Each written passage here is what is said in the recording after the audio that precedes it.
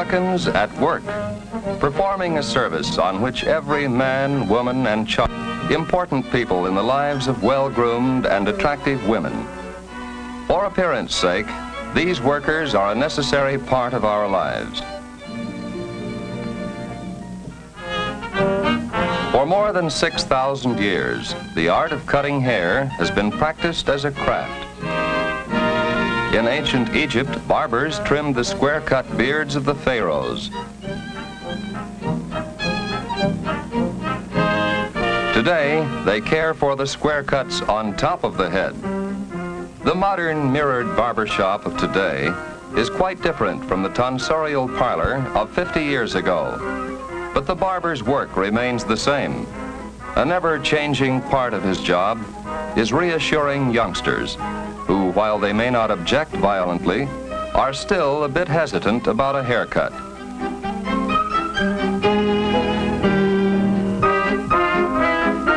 Under the striped barber cloth, any customer becomes wrapped in some of the tradition that has surrounded barbers and their shops since the time of Plato, in the days of ancient Greece.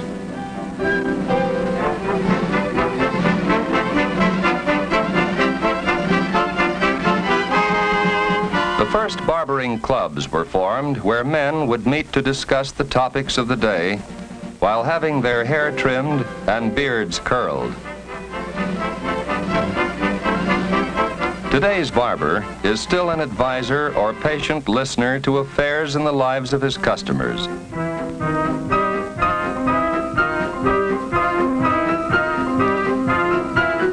To women, a beauty salon is more than a feminine barber shop. It is a place where they may be transformed from commonplace to outstanding, where natural beauty is developed and accentuated.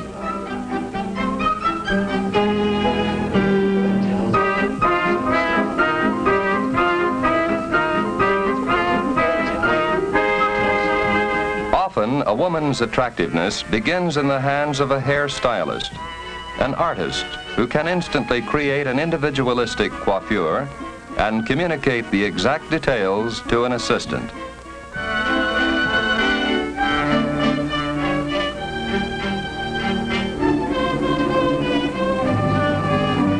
Hairdressers learn by doing, following the instructions of the stylist, who may be guided by the season, the shape of the head, or features of the face.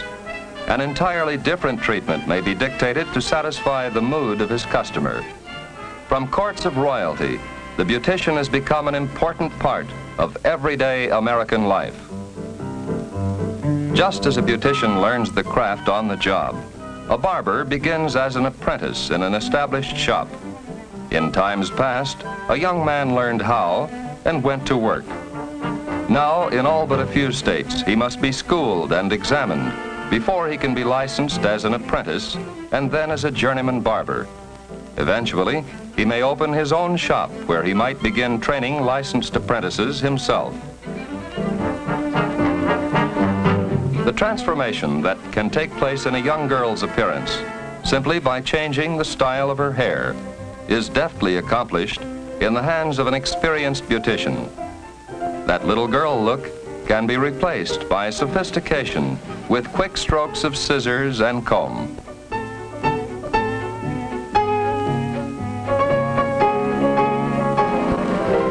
Mother and daughter visits to the beauty shop are becoming as regular as the traditional partnership of father and son at the barber shop. This is an exclusive men's world where women do not go, even though the first women's haircuts were performed there before beauty shops were opened. The Union Shop sign is a symbol of good barbering today, just as many shelves of personalized shaving mugs indicated it in the gay 90s. With the passing of the shaving mug and mustache wax went another of barbering's most prized accomplishments, the harmony of the barbershop quartet. A barbershop is a combination of many things, old and new.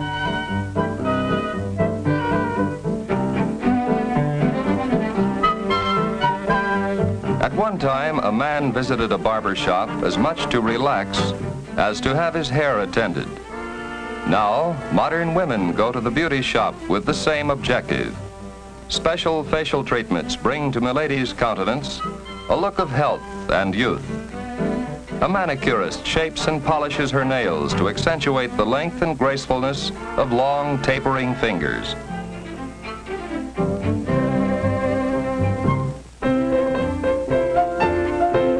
Knowledge of skin care and facial structure is something a beautician learns as an apprentice. Her fingers are the tools with which she always works.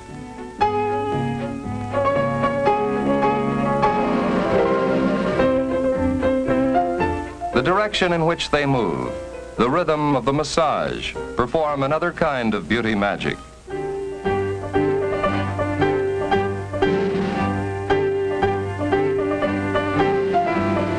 A woman's hands are as important to her as her face, hair, and clothing, if she is to feel well-dressed and at ease.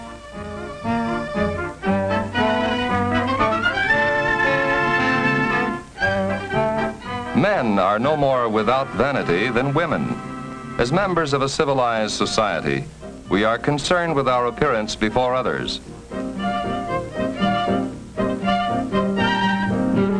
In earliest civilizations, the barber has been an integral part. While we are not too sensitive to changing fashion and style, it was not always so. Men once wore wigs and elaborate haircuts that required more hours to prepare than many women spend before their mirrors today. The convenient shortcuts men now wear require less time, but father and barber begin early to train a youngster's hair to the shape it will take as he grows.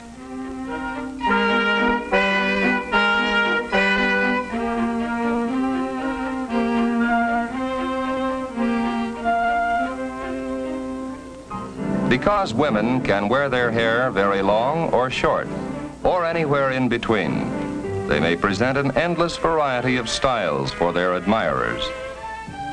Of course, once long hair has been cut short, only time can change it back. But in the meantime, a clever stylist can change its shape to emphasize features, to change the entire appearance of a customer. Cutting hair to fit a specific personality is what makes the difference between a hair cutter and an artist.